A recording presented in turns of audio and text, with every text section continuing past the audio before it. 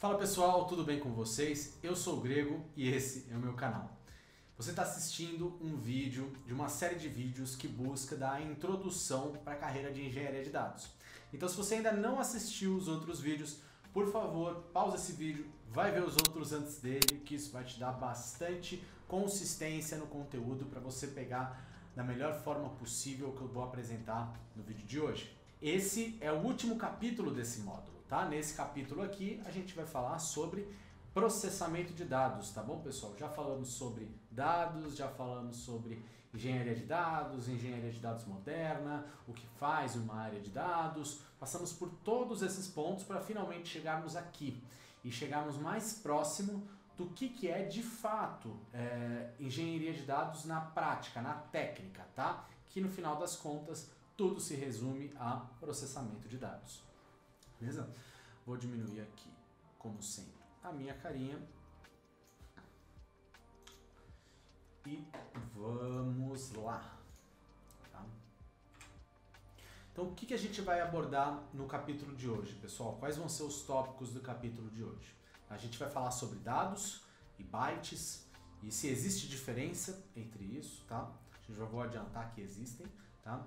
O que é um ETL ou um ELT? A gente viu esse nome nas outras aulas, tá? Então, se você não assistiu às outras aulas quando a gente tratou sobre ETL e ELT, recomendo você dar uma olhada nelas antes de assistir esse vídeo, tá? Que a gente vai tratar mais a fundo sobre esses temas. E Cloud Computing, a melhor amiga do engenheiro de dados hoje em dia, tá? Cloud Computing a gente vai entender como que funciona a nuvem, conceitos de virtualização e como que tudo isso está ajudando inúmeras empresas no mercado a alavancarem seus negócios. Exato. Para começar a falar de dados e bytes, né, a gente precisa entender o que de fato é um dado e o que de fato é um byte. Tá? Dados a gente explicou em alguma outra sessão, né, algum outro capítulo aqui da nossa série. Né, se eu não me engano, isso está no... Deixa eu dar uma olhada aqui. Isso está aqui no o que é um banco de dados, no módulo 4, tá? No capítulo 4, quer dizer, do módulo 1. E a gente vai entender hoje o que são bytes, tá? E por que eu estou ensinando isso? Né? Por que eu estou falando isso? Porque dados, no final das contas, são compostos por bytes, tá? E bytes, que a gente vai entender, é a forma com que os computadores se comunicam, tá? Então, antes de falar de bytes, eu quero explicar para vocês o conceito de bit. Tá? O que é o bit? É a unidade de medida mais primordial de um computador convencional, não quântico, né? De um computador convencional. Tá? Então o bit é uma representação de um impulso elétrico para o computador. Tá? Ativo, 1, ou inativo, 0. Desse modo é definido em cima de todo esse sistema binário, tá? Que é essa base dessa computação moderna. A diferente da computação quântica, que tem um outro valor, né? Mas eu não vou entrar muito a fundo nesse tema. Tá? E o que compõe um byte no final das contas? Tá? Um byte é um conjunto de 8 bits, que representa, né, nas convenções de comunicação entre computadores, você precisa expressar esse conjunto de 8 bits, né? 10011, né? 1001011. Né? Você tem que representar esses 8 bits de uma forma que um ser humano consiga entender. Né? Você não vai falar com a pessoa em 1001, a pessoa não vai entender. É por isso que cada um dos bytes, né, compostos por esses 8 bits, foi-se criada uma tabela, onde cada uma dessas sequências de 8 bits representa um símbolo que um ser humano consegue entender. Certo? Eles representam letras, sinais de pontuação, acento, caracteres especiais, entre outras coisas, tá bom?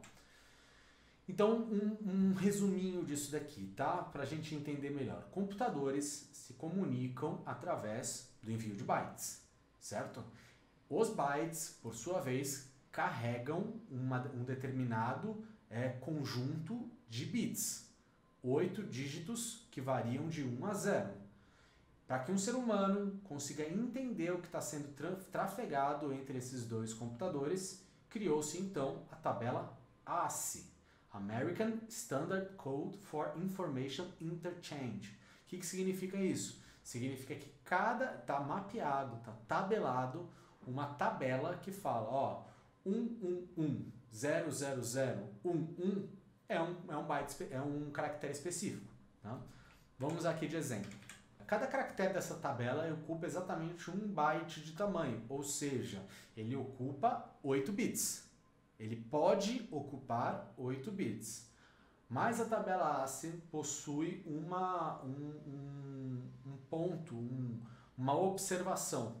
Ela tem um caractere morto, um elemento morto, ou seja, a tabela ASCII ocupa, as letras representam 7 dígitos que variam de 1 a 0, 7 bits, certo? Sempre tem um bit morto, que mais para frente foi usado por algumas convenções. Hoje ele não é tão usado assim, é o que a gente vai entender agora na próxima aula. Mas o que eu quero dizer para você é que a tabela ASCII, o principal objetivo dela é traduzir bytes, que são compostos por bits, em letras que podem ser analisadas e interpretadas por um ser humano. A partir disso começou-se a criar, né, formas novas de fazer isso, né? Então a gente tem o ASCII, né, o encode do ASCII, ele tem 128 caracteres. Cada caractere pode conter 8 bits, mas o tamanho do caractere se ocupa 7 bits mais um bit morto, tá bom?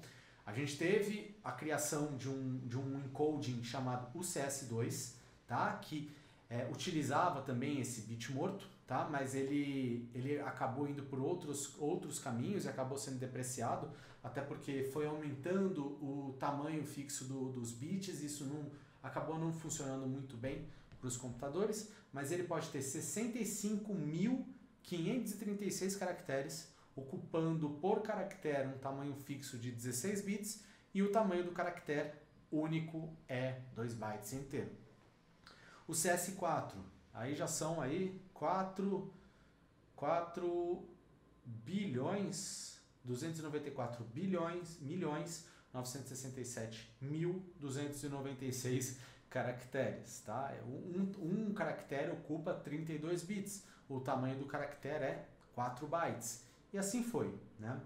Até que nasceu uma convenção, que é uma convenção muito conhecida, né, principalmente por pessoas que atuam diretamente com dados, que é a convenção da UTF, tá? Que propôs uma coisa revolucionária, que o tamanho do caractere não deveria ser fixo, e sim variável, de acordo com a necessidade e seguindo o mesmo padrão do ASCII. Ou seja, vamos continuar fazendo que nem o ASCII faz, mas o tamanho do caractere, ele não é mais um tamanho fixo como era antes, como era o CS2, o CS4, que foram deprecados, né?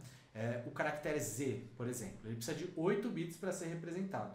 Ele vai ser reservado 8 bits para ele, enquanto um caractere, por exemplo, O com um acento, vai necessitar 2 bits.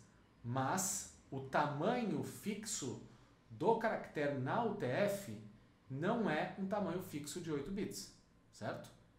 Ele é um tamanho fixo variável, tá bom? Isso daqui, pessoal, é importante porque quando vocês estiverem recebendo ou tratando dados, vocês vão receber provavelmente como que aquele dado está encodado, né? Ele está encodado em ASCII, ele está encodado em UTF-8, UTF-16, Unicode, que são outras variações aí de encoding que a gente não vai entrar muito a fundo, tá? Mas o importante é a gente entender que o dado, né, o dado em si, que por sua vez são bytes compostos por bits, que são interpretados em caracteres que podem ser lidos pelo ser humano, passam por um processo de encoding antes de você visualizá-los, tá bom? Então, entre a sua visualização na tela, lendo um texto na internet, saiba que aquele texto, em sua mais crua realidade, são um conjunto de bits. E por serem um conjunto de bits, eles possuem uma ancestralidade comum. Tudo é bit. Tudo, por sua vez, é byte. Então, quando você tem um problema de encoding, quando você tem um problema de uma coisa está funcionando em um sistema, no sistema operacional, mas não está funcionando em outro sistema operacional, Um problema de encoding de caracteres, né, ele pode ser o problema dessa situação, tá bom?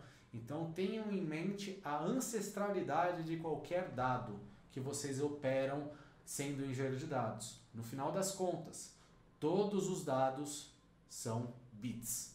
É isso que eu quero passar para vocês aqui, tá bom?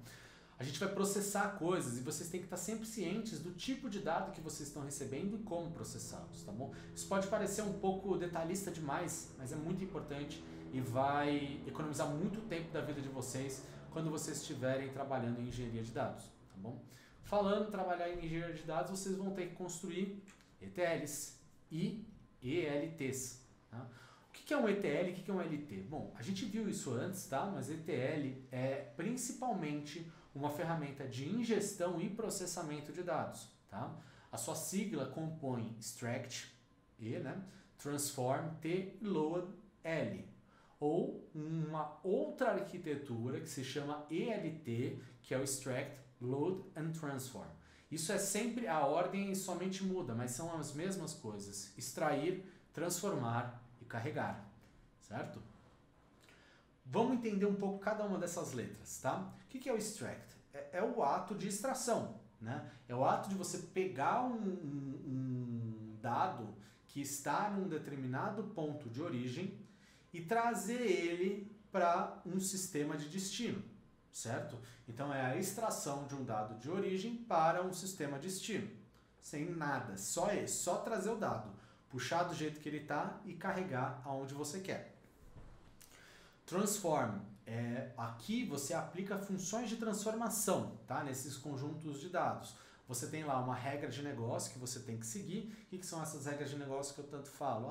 Eu quero que os meus dados venham em formato CSV, eu quero que os meus dados estejam num encoding de UTF-8, eu quero que as minhas datas estejam no formato padrão ISO. Você faz todas essas operações de transformação no dado e aí sim você tem ele modificado. Esse é o transform. O objetivo do transform é você transformar os conjuntos de dados para o que o negócio precisa. E finalmente o load, que é o ato de carregar os dados, escrever eles nas fontes de destinos, nos pontos de destino, tá bom? Então, eu extraí meu dado, eu transformei ele e agora eu quero subir no meu data warehouse, como a gente falou na aula passada, né? Vou carregar toda essa informação e vou subir no data warehouse. A essa função, a essa parte num processo de ETL, a gente dá o nome de load, certo? E aqui a gente tem um pequeno diagrama visual para a gente entender qual que é a grande diferença entre um ETL e um ELT, beleza? Então um ETL, se vocês verem aqui a imagem, ele tem aqui suas fontes de origem, tá? Que são bancos de dados aqui, digamos assim. Eles passam por um processo de ingestão e processamento de dados antes de estarem no seu ponto de destino. E finalmente são carregados para o ponto de destino, certo? Então, a transformação ela acontece antes dos dados serem carregados. Enquanto no ELT, os dados são extraídos diretamente para suas fontes de destino, sem nenhuma interferência externa, e as fontes de destinos garantem o processamento para transformar aquelas informações dentro deles, tá bom? Isso daqui é muito, muito legal. Data warehouses modernos hoje fazem bastante isso, tá? Muito legal essa abordagem aqui. Então, vamos para algumas diferenças, né? O que difere o ETL e o ELT, assim, na prática, né?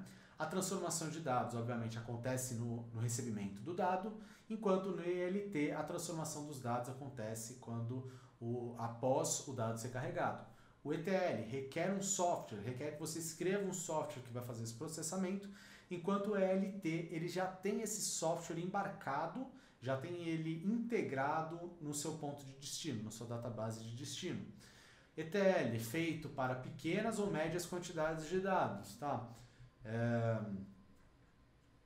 Isso aqui pode ser um pouco dúbio, tá? Você pode sim fazer um ETL com grandes quantidades de dados, mas isso implica em alguns problemas, mas na prática você pode sim.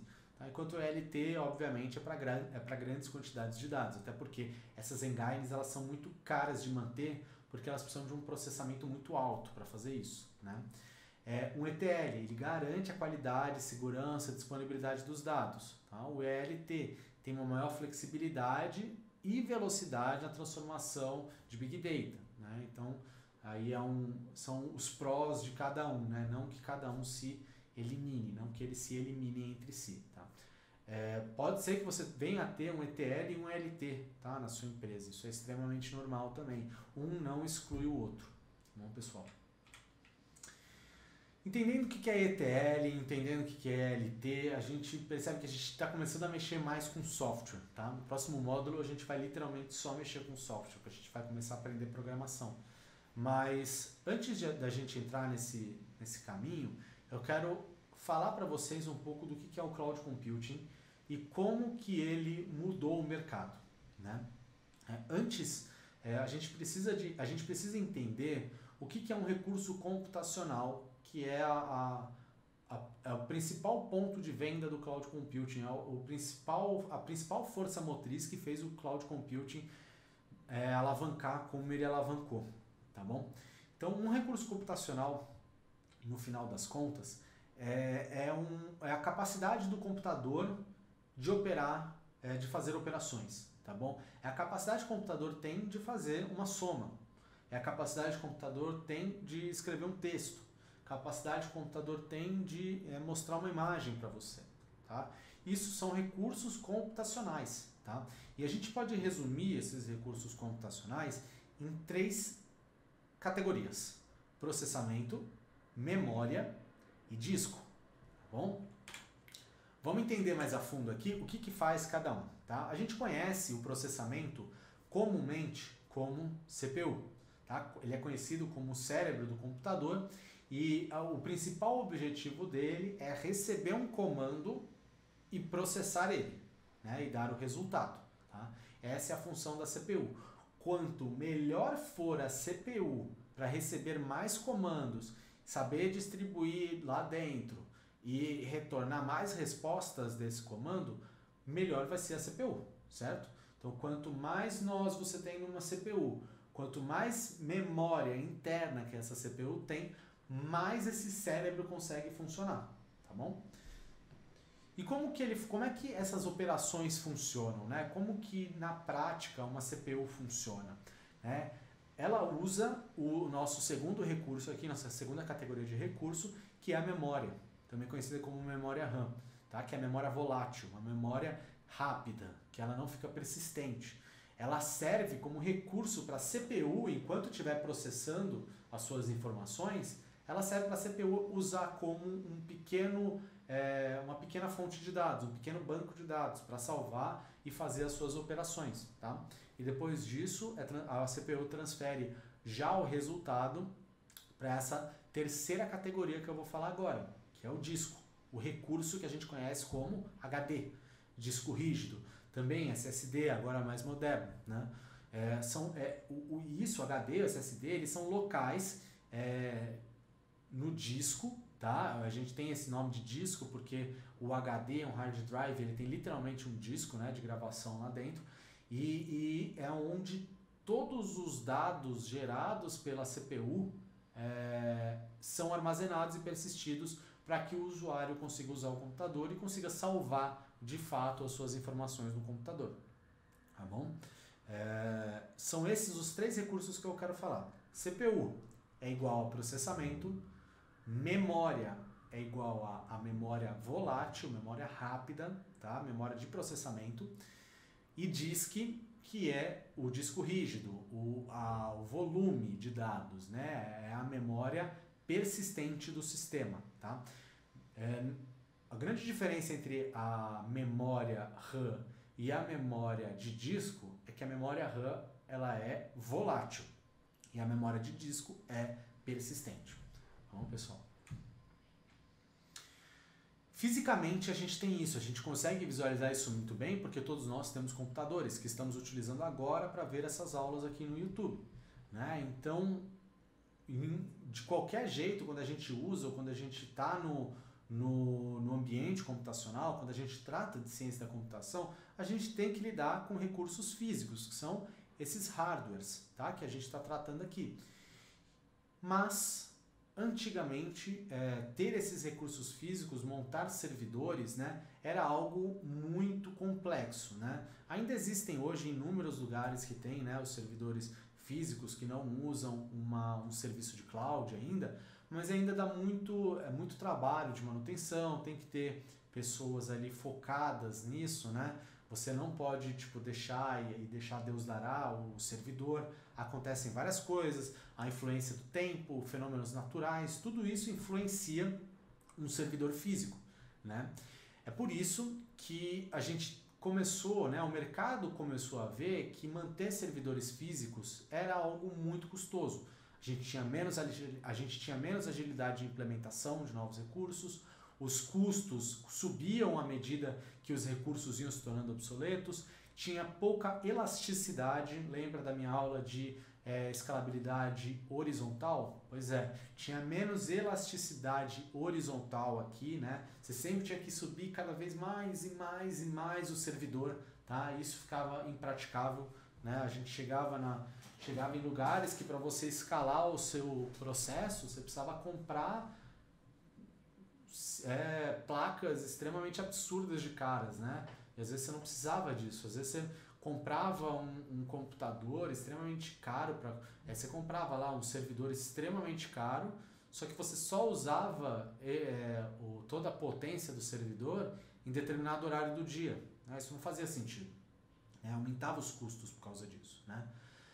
E diante de todos esses problemas, o corpo, né, de ciência da computação criou um software que ele funciona como uma camada entre o computador e o hardware, tá? Que é a virtualização, tá bom? A virtualização nada mais é do que um software que você consegue orquestrar os seus recursos computacionais, ou seja, orquestrar o seu hardware para criar computadores virtuais, né? Então você pega o seu hardware e divide ele virtualmente. Isso é virtualização. A gente tem isso em vários lugares. Vocês conhecem como máquinas virtuais, containers, clusters de containers, né?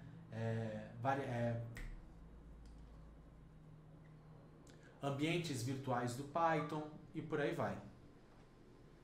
Certo? Então, a virtualização, pessoal, é a criação de um software que vai fazer a orquestração e organização dos recursos computacionais de um computador físico. E a virtualização trouxe uma coisa incrível para o mercado, né? Ela criou a capacidade, criou a possibilidade de você, com a sua máquina, criar um ambiente virtual e compartilhar os seus recursos com outros sistemas virtuais, né? Então, você deixa de ter um computador físico ilimitado à sua quantidade de memória física e passa a conseguir dividir esses recursos computacionais para distribuir e compartilhar eles.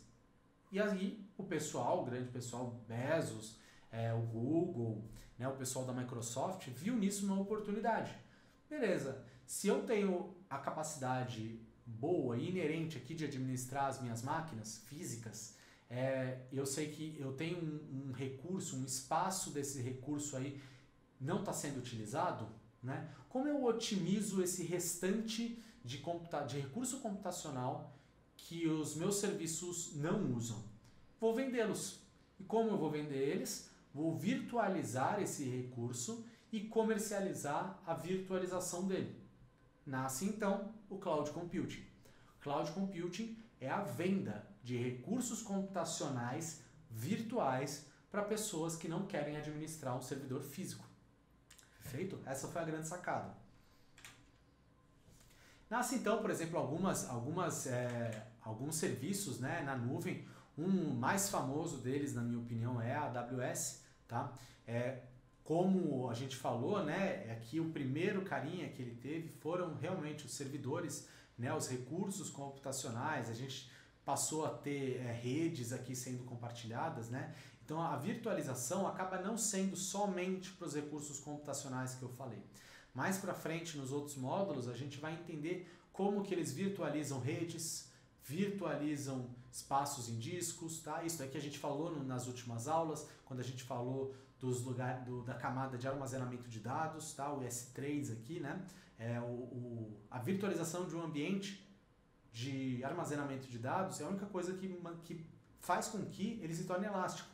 Porque você tem aqui um local, né, um armazenamento de dados fixo, com um recurso computacional de disco ali, digamos assim, para ficar bem claro.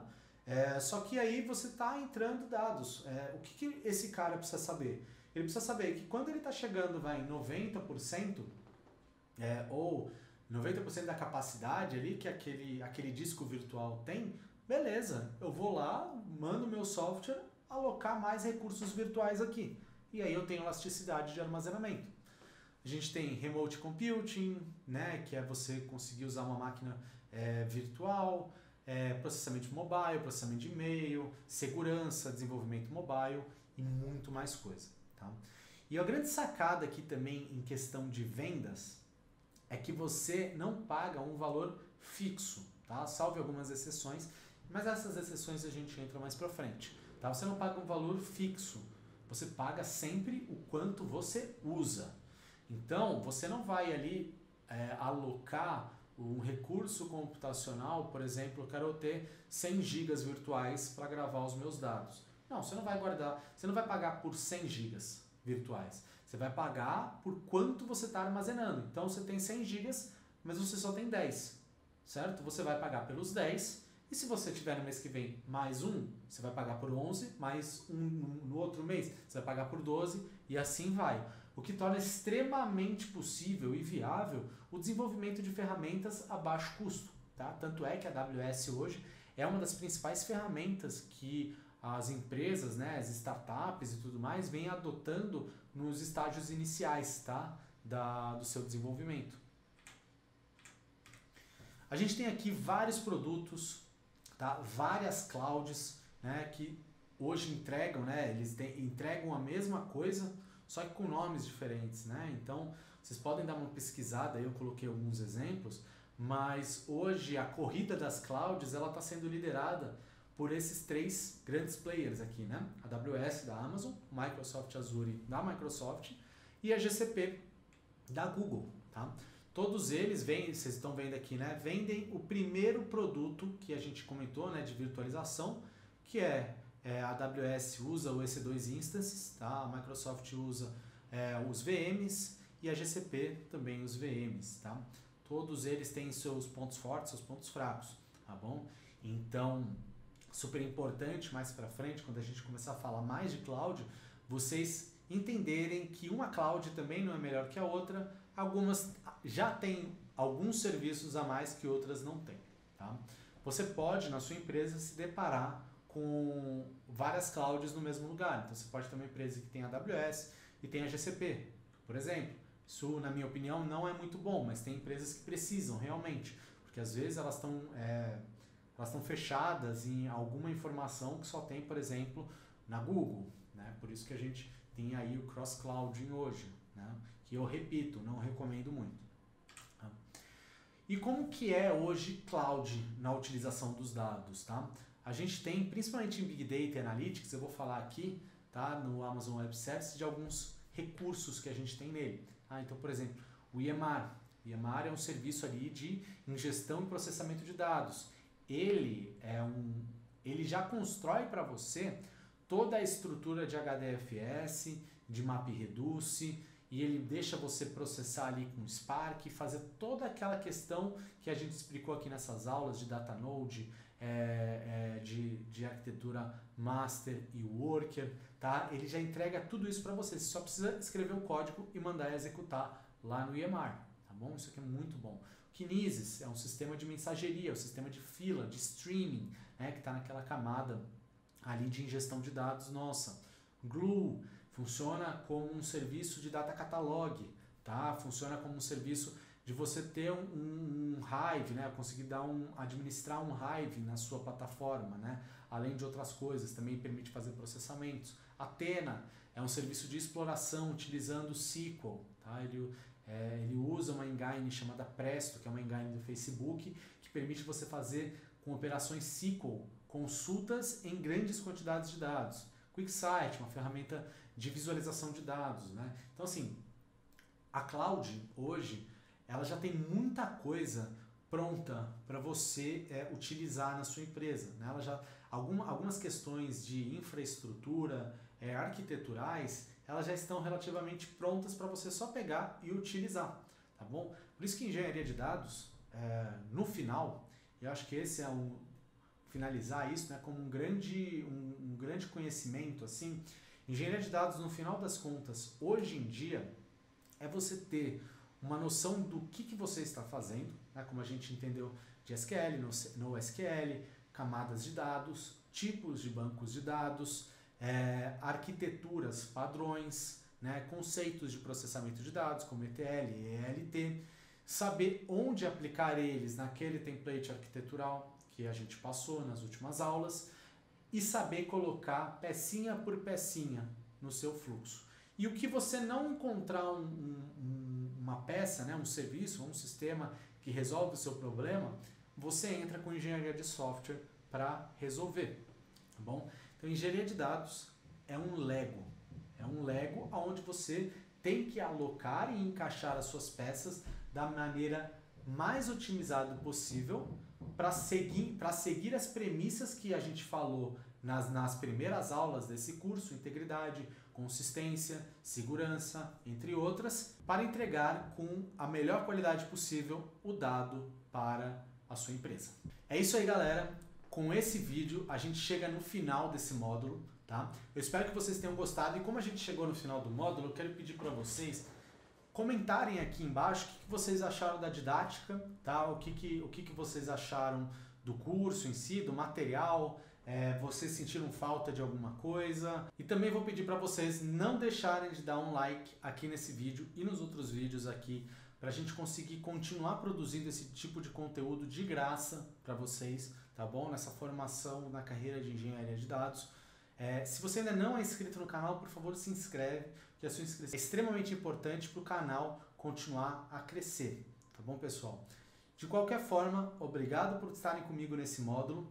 O módulo seguinte é um módulo onde a gente vai entrar mais na prática em conceitos de programação, por isso dá uma olhada nos meus vídeos de preparando um ambiente com Python, tá? Em Windows, ele é muito legal. A gente vai ter no curso algo ainda de preparação de ambiente, mas se você já quiser ir se preparando, assiste esses outros vídeos que tem aqui no canal, que você já vai estar bem preparado aí para esse próximo curso, tá bom? Espero vocês no próximo módulo.